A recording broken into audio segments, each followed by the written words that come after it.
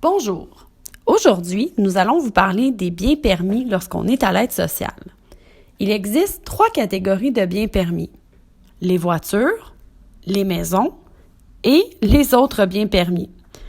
Il est possible de posséder des biens comme une voiture, une maison quand on est à l'aide sociale. Cependant, il y a plusieurs règles qui s'appliquent. Commençons par la première catégorie, les voitures. La valeur permise pour une voiture à l'aide sociale est de 10 000 $. Si votre auto vaut plus cher, l'aide sociale coupera votre prestation de 2 % de la somme excédentaire. Explication.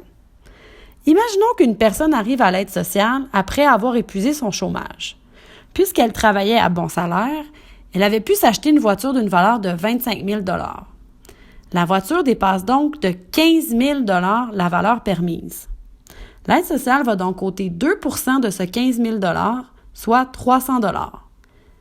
La personne recevra donc un chèque coupé de 300 $ de moins par mois. Sur un chèque de 708 $, ça fait une grosse différence. Il faut faire attention. Deuxième catégorie de biens permis, c'est les maisons. La valeur permise pour une résidence principale est de 164 458 $ pour les personnes à l'aide sociale. Ce montant est augmenté le 1er janvier de chaque année. Voici comment l'aide sociale calcule la valeur d'une maison. Exemple. Chantal a un condo qui est évalué à 250 000 $. C'est le montant estimé par l'évaluation foncière. Chantal a déjà payé 150 000 $ sur son condo et il lui reste 100 000 $ d'hypothèque à payer. L'aide sociale va donc considérer que la valeur du condo est de 150 000 $. Elle aurait donc droit de garder son condo et d'être à l'aide sociale car la valeur est inférieure à 164 458 $, qui est le montant permis à l'aide sociale. Prenons l'exemple de Martin. Il possède une maison qui est évaluée à 400 000 $. Martin a déjà payé 270 000 $ sur sa maison et il lui reste 130 000 $ d'hypothèque à payer. L'aide sociale va donc considérer que la valeur de la maison est de 270 000 $. Pour calculer la somme excédentaire, on déduit le montant permis de la valeur de la maison et on multiplie par 2 %. Faisons le calcul. 270 000 moins 164 458 $, ça égale à 105 542 $ qu'on multiplie par 2 %. Ça nous donne 2 110,84 $. Ce montant est bien plus grand qu'une prestation d'aide sociale mensuelle. Alors, Martin ne pourrait tout simplement pas être admis à l'aide sociale. La troisième catégorie est une catégorie un peu fourre-tout qui comprend tous les autres biens permis. Dans cette catégorie-là, on retrouve des véhicules comme un scooter, une moto, un bateau, un canot, un chalet, une roulotte, un terrain, etc. La valeur de ces biens ne peut pas dépasser 1 500 $ pour un adulte à l'aide sociale ou 2 500 $ pour 2 adultes à l'aide sociale.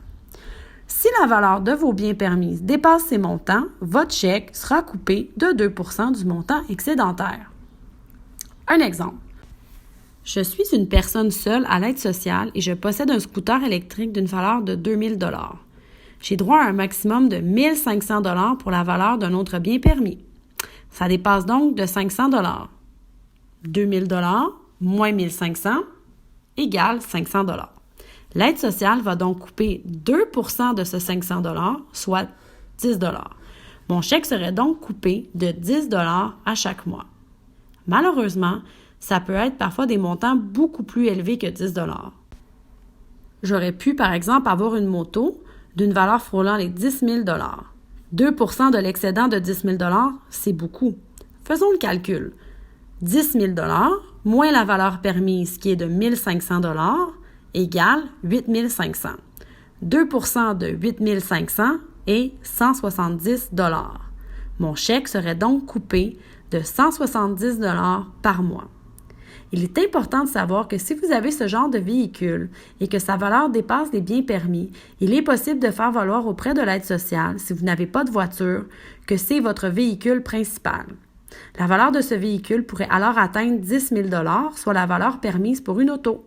C'est également le cas pour un chalet ou une roulotte si vous n'avez pas de maison. Il est possible de faire valoir que c'est votre habitation principale. Par contre, si vous êtes sur la solidarité sociale, donc contrainte sévère à l'emploi, c'est tout un autre règlement qui s'applique. Vous avez droit à un total des biens permis de 235 401 $.